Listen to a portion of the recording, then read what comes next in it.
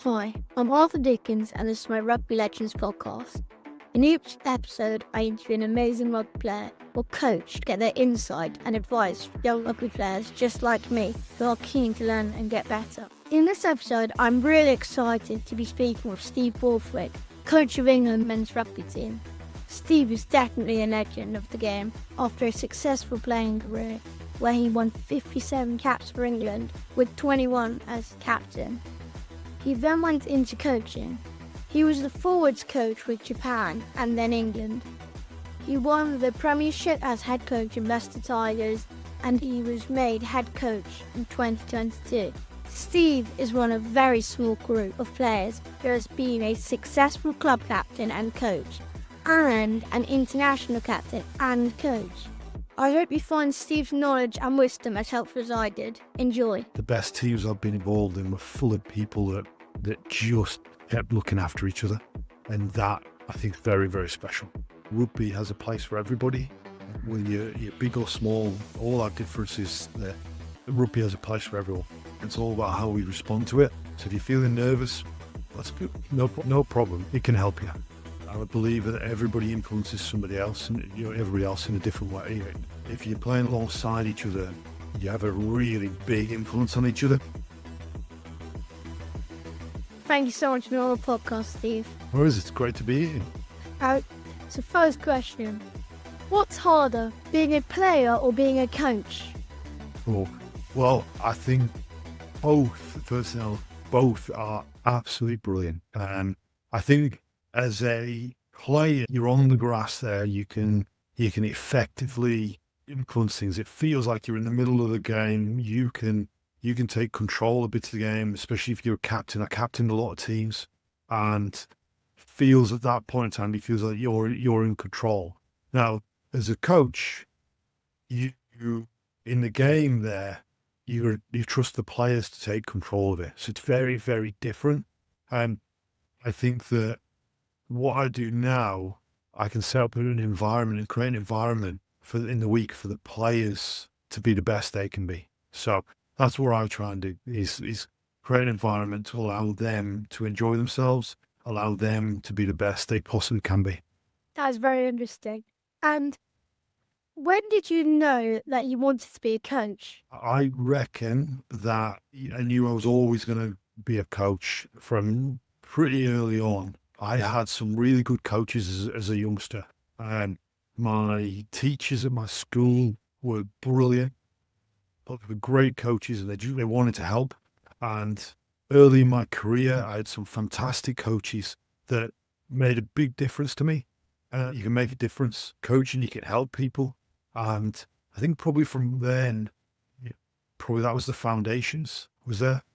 I would say I probably tried to maybe deny it for a while. I tried lots of other things. And I studied at university. I went into lots of different businesses, looked at some other things.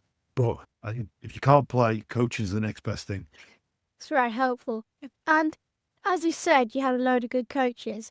What was the best piece of advice the coaches gave you? I've been really, really fortunate to have lots of coaches giving lots of great advice. And I think it probably the best advice depends upon where you are in your stage, in your development. From really, really early on, my coaches just stressed enjoying it, enjoying what I was doing. And that was very fortunate. I had those kind of people around me. And I always remember one coach, however, saying to me about the importance of keeping things simple. Keep it simple. So when you're going onto the pitch, your brain's not thinking too much about all kinds of things. You're just going out and trying to immerse yourself in the game. And I think the best experiences I had as a player were when I felt like I jumped into the game totally. Like I was totally immersed in the game. All that mattered in the world at that point in time was that game. And each pass or each tackle within that game, those are the best memories I have. So that coach who said to me, just keep it simple, just fully jump into it. I think that's pretty good advice. That's very interesting. And Who's the best coach you've played for and what made them so good? Am I allowed to give more than one answer? Yes. Okay. I'll give you 2 or 3 then, maybe even more, because each one's a little bit different. My first coach, professional level, was Andy Robinson, and he coached Bath, and he's now at Bath Rugby Club again now, and he coached me at England. Best thing about him is passion, absolute passion. He just oozed out of it. You can't fail not to be around him and not feel his passion for the game and for the team. And I was there, a coach called Michael Foley, who played for the Wallabies, and his understanding and ability to teach all the little technical bits of the game was unbelievable. So I got I got better, real improved technically with him. I would say then coaches like Eddie Jones, whose understanding of the game is absolutely phenomenal, unparalleled. I've never met a guy who has an understanding of the game like him. And then I picked, if I was allowed to, I'm allowed to pick one more because I want to miss loads out. So I apologise to all the coaches I miss out. I'll pick out Brendan Venter. Brendan Venter has an intensity about him I've never met any other person have, and it just means it carries you with it. It's like this river, this fast flowing river of energy, and when you get around him, you become part of that river, and you're just flowing so fast. You just and it brings everybody with him, and it gets faster and faster and faster. That's the kind of energy, the contagious energy somebody like Brendan Venter has. That's very helpful, thank you. And what did you love most about playing rugby? Oh, I loved playing rugby. I enjoy contest, and I think and that's probably the bit I miss the most about playing. The bit I miss the most about playing is actually being in the contest. Now, as a coach, you are like there's no, you are. There's a coaching team over there, and I'm in this coaching team, and we've both got our teams on the grass, and we're trying to compete against each other. But I don't think anything can fully replicate when you're in the heat of the battle. When you are, it is, you're on the grass, and one team is going at the other team, and whatever that's from a maul, a tackle, a carry, whatever that is, there's one team going against the other team. That contest, I love that contest. I would also say is when you find out about people, and I was fortunate to be part of some really good teams who were full of really good people who, when it got tough, they had each other's back. They looked after each other. And I think rugby's a way where you find out a lot about people. You learn a lot about yourself. Those people how you respond when things are hard, how you respond when you're tired, you're fatigued, you're bruised, you're sore. And the best teams I've been involved in were full of people that just kept looking after each other. And that, I think, is very, very special. That's wonderful, thank you. And which was the best team you've played in? The best team I played in, I was part of a Bath team in around 2003 that had been through some adversity together, and we came together with some other players joined us, and we came together really quickly, and we had a very good coaching team, and we didn't want to go to that adversity again. We didn't want to have the pain that we'd had previously, and I think it had driven us all on to come together really tight and become the team we wanted to be. And we came very, very close to doing something special that year.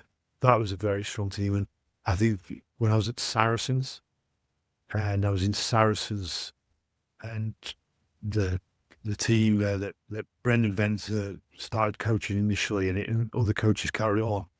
It was a team with a brilliant ethos, a team that was packed full of good rugby players. Everybody was good. The main thing was the spirit of the guys, the spirit of the team. Those days I remember, those are the people I remember, the people with that incredible spirit. That was special. It's very interesting, thank you. And when did you know that second row was your position? Was it your decision, or did it come from a coach? I am not sure people choose to go into the second row. I think it usually gets put on them. What position are you going to play? I'll play fly half.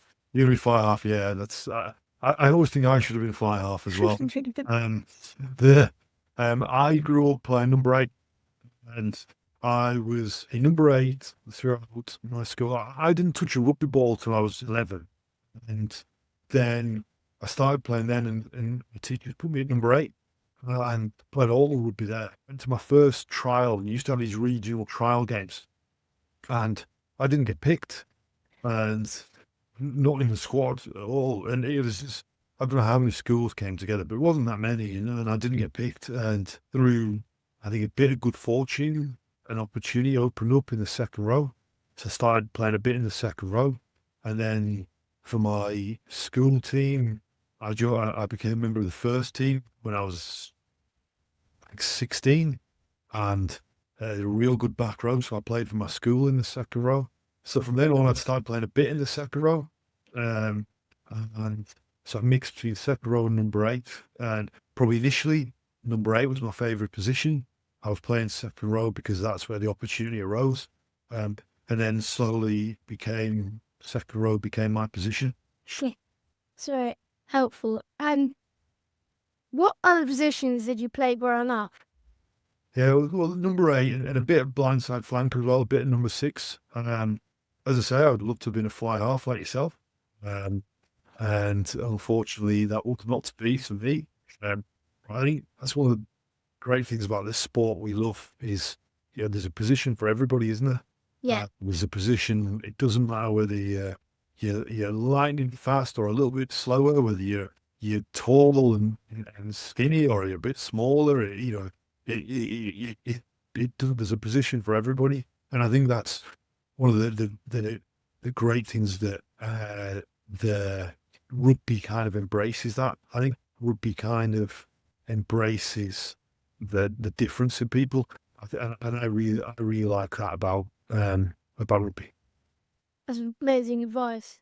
Thank you. And who is the best player you've played with or against?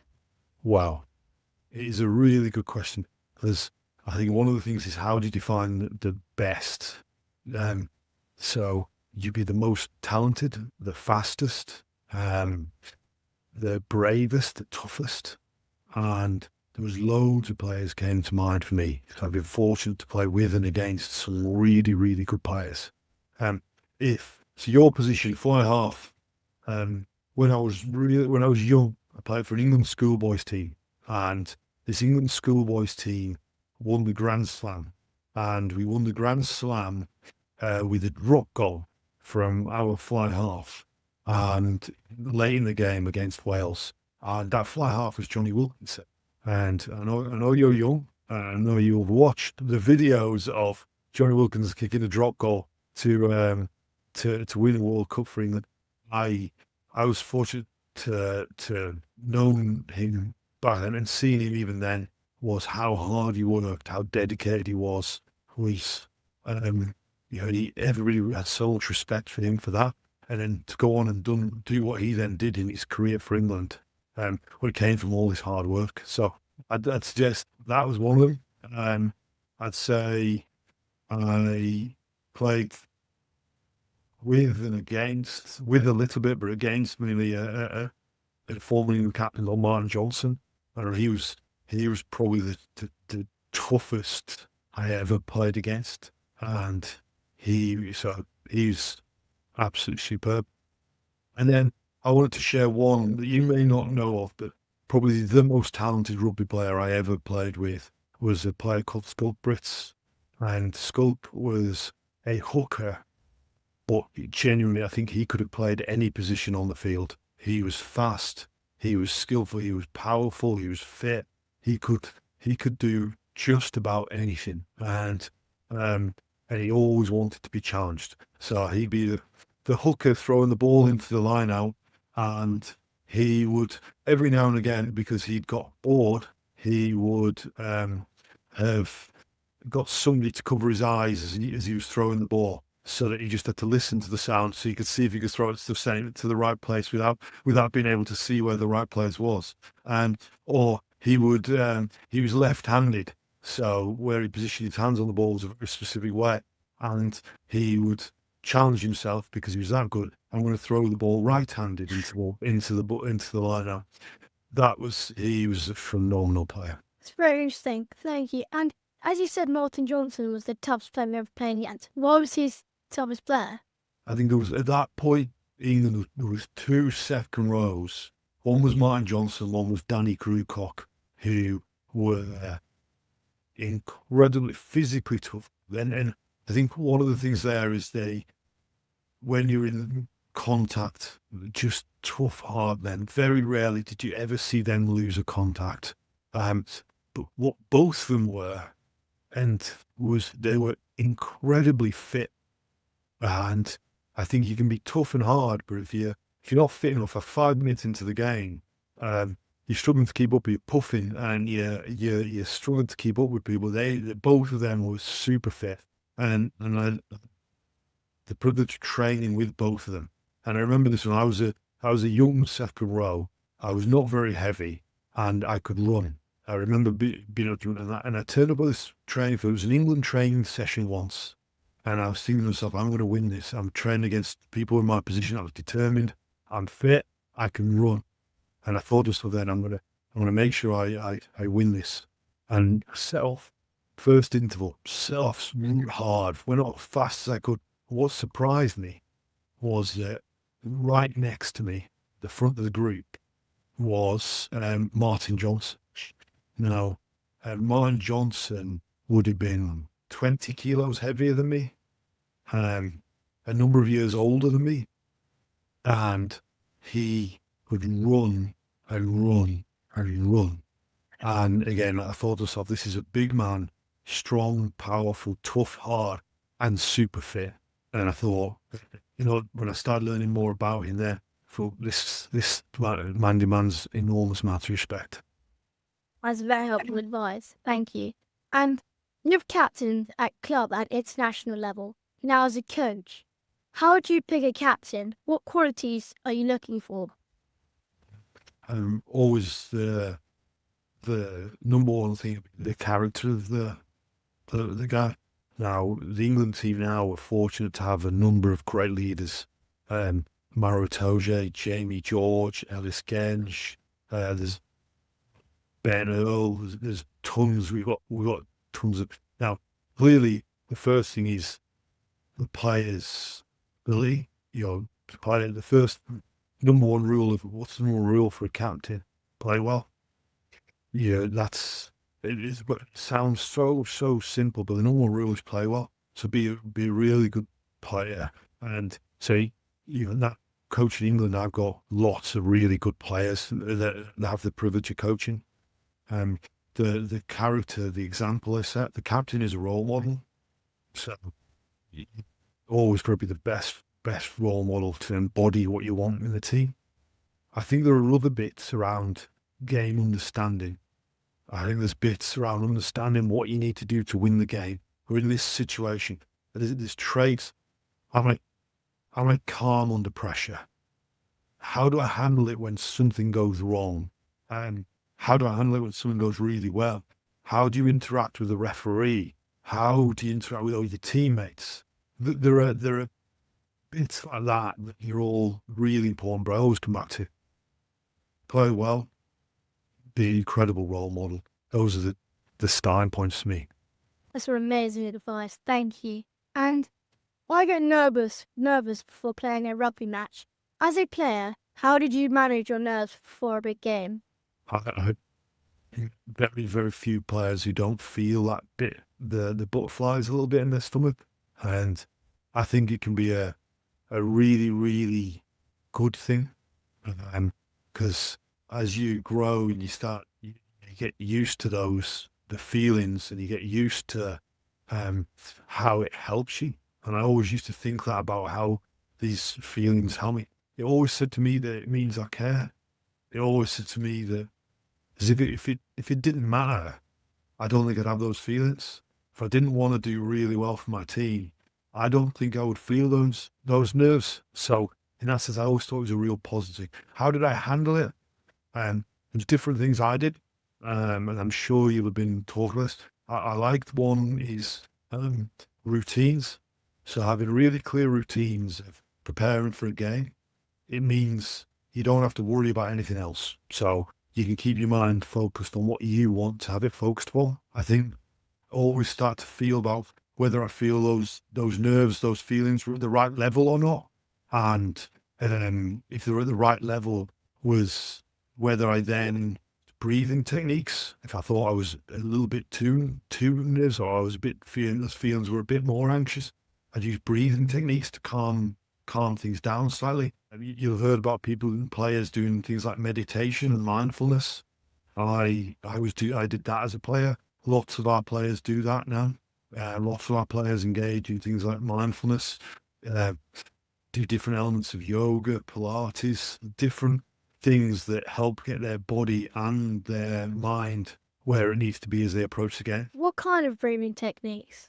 It varies. And I think one of the things that when I was a player, I remember there was a period where I felt the nerves, the way you describe them, I probably felt that rather starting to have an adverse effect. Probably started to feel that I didn't have the right level of control to ensure that they were helping my performance.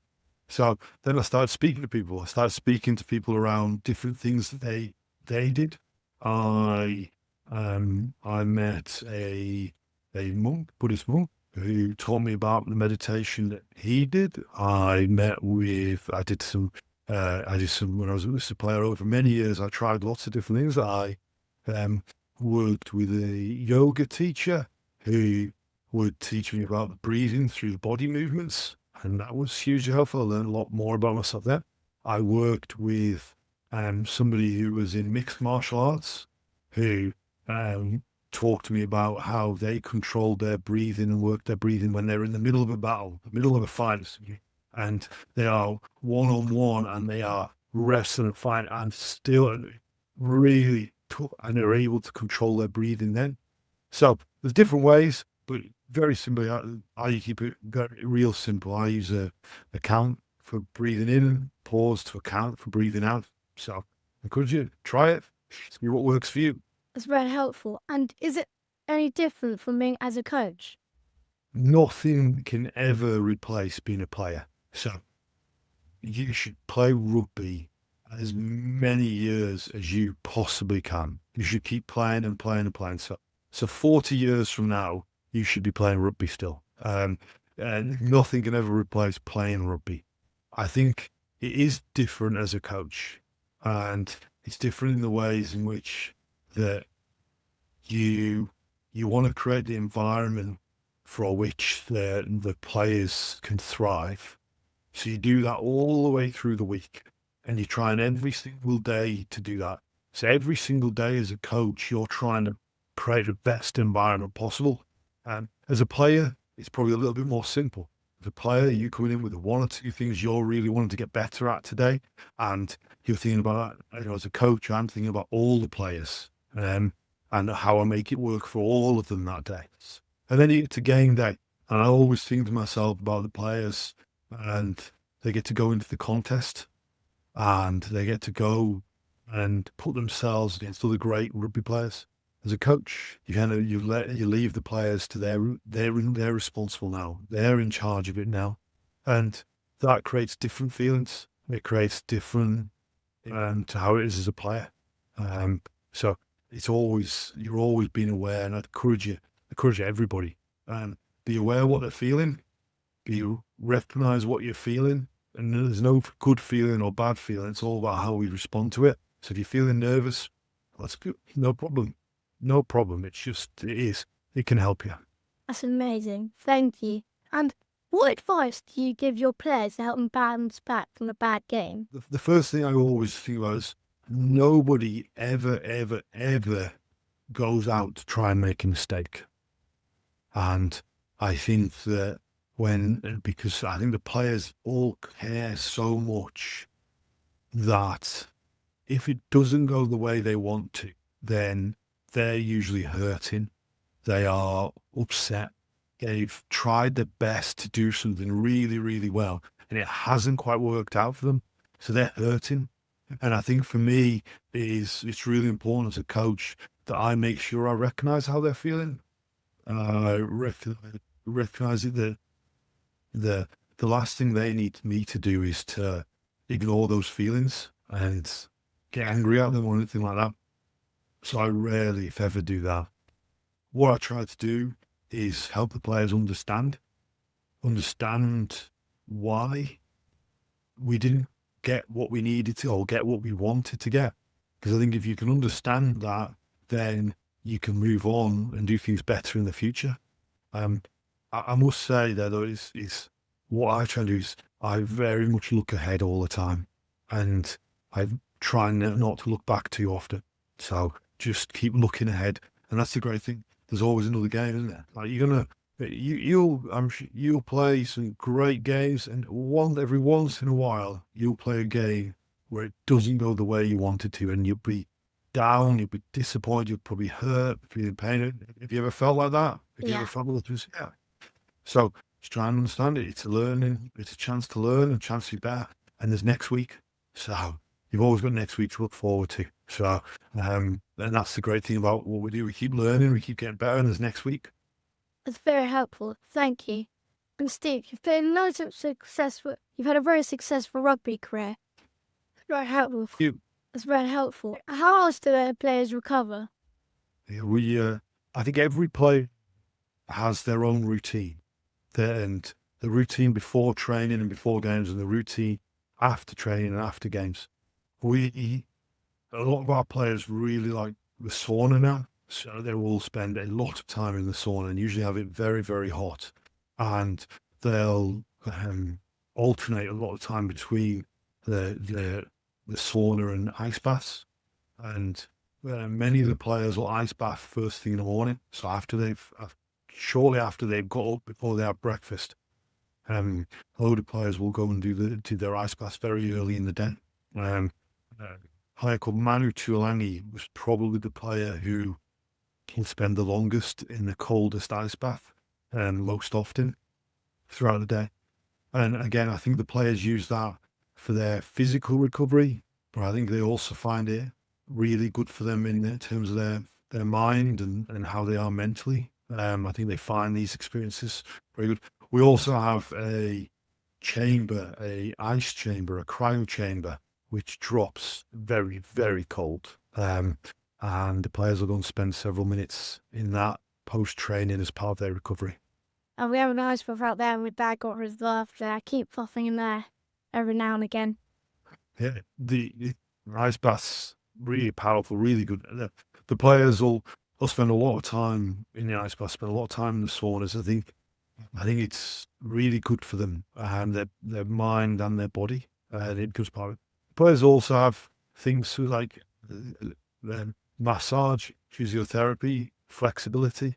They'll be helping them a lot. So every player has this. Whilst the training is an important part of the preparation, it's only one part.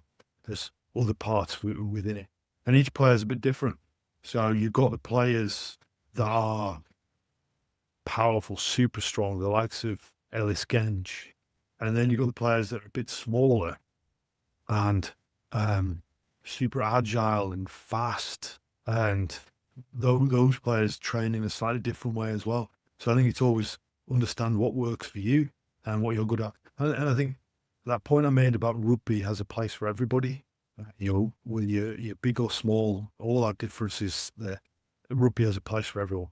That's exactly what my Fran coach says as well. What are you most proud of in your rugby career up to now? I take a lot of happiness from seeing other people achieve what they want to achieve. And that's one of the big things I enjoy about being a coach. It's probably the central thing I enjoy about being a coach is seeing other people achieve things that make them happy. And from that, I feel happy. There are lots of things there. Even in the most recent. So as we're chatting now, it was only a few days ago that the British and Irish Lions squad was announced. And it was a number of England players had the chance to be, they were selected. A number of England players were selected as part of that squad to go and play against Australia this summer, and just absolutely delighted for them. Feeling the disappointment and pain of those ones that didn't get picked. And I think as a coach, when you care about your players, you feel all those emotions with them. And so what pride is if I have played some small part in helping some players achieve some things, then those are my proud moments. So those can be, you're wearing that Leicester Tigers shirt and being a part, many people were part of it, but building towards winning the Premiership a couple of years ago, that was seeing the joy and the happiness on all the players and all the supporters. That was a big moment. Twickenham, the crowd at Twickenham jumping up and down when England won there, like those moments, like the last minute win against France in its last Six Nations, where the players and their families get to experience so much joy. Those moments bring us a load of happiness. It's very interesting. Thank you. And last question. What other position on the rugby pitch would you rely on the most? Wow, that's a good question. There's a load of good questions here you've tested me with. I want to answer this two things. I want to say, number one, I'm a believer that everything's connected. I'm a believer that everybody influences somebody else and everybody else in a different way. So now, clearly, if you're playing right alongside each other, you have a really big influence on each other. But I'm a believer that everybody has an influence on somebody else in the team. So everybody is important. If I was to say the team, I think every team, your great 9 and 10, the 9 and 10 that steer you around the pitch, 9 and 10 that attack well, boss the game well, those are the guys that dictate how your team goes. So you're very, very important. So do you. So you're the most important one to rely upon. Do you have like a quote of yours that always like sticks with you, like a quote you really like? I think I have a couple of things that I'm always really consistent with. And I try to be very, very consistent and only reminding. I think that I talked to you earlier about a coach who ensured me to keep things simple. So one of my key mantras as a coach is making the complex simple. I think the players go out to play. They're not going out to be thinking too much. So one of my mantras as a coach is about making the complex simple. Then I think that another aspect will be there's a quote. It's actually I think a Muhammad Ali quote, and it talks about belief in yourself. So I believe one of the things to do is try and ensure that the players have belief in themselves. So that's another thing that I continue to push. And then you asked me earlier about when you've had a bad game or something's not gone the way you wanted it to. So the third thing I always talk about is, and this is not just rugby, this is always trying to see the good in people. And I try very hard to do that. And I think lots of people try to see the mistakes. A lot of people see the bad. I think that's unfortunately the way our society is. So I would say I try and one, keep things as simple as possible. Number two is I try and ensure that the players have belief and everybody around the team has belief. And the third thing there would be about always trying to see the good in people. Who else do you think I should ask to be on my podcast? Oh, wow, there's a good question. What do you think you'd like to, on your podcast, what do you like to get across? And what would you like to, what kind of messages do you want to send? Just inspiring the new generation of rugby, telling them like how the players, like how they were younger and they did rugby, how they made their way up to England. Who do you have in mind? Who would you want to? Maybe Marcus Smith, gotta stay young. Finn Smith, Alex Mitchell. Well, I'm sure that those guys will be very happy. They're a little bit busy right now as they approach this Lions tour, but I have no doubt that at some point in time, those guys would be very, very happy to have a chat with you. Thanks so much, Steve. I really appreciate you taking time to be on the podcast. Thank you. No problem. Thank you for inviting me on the podcast.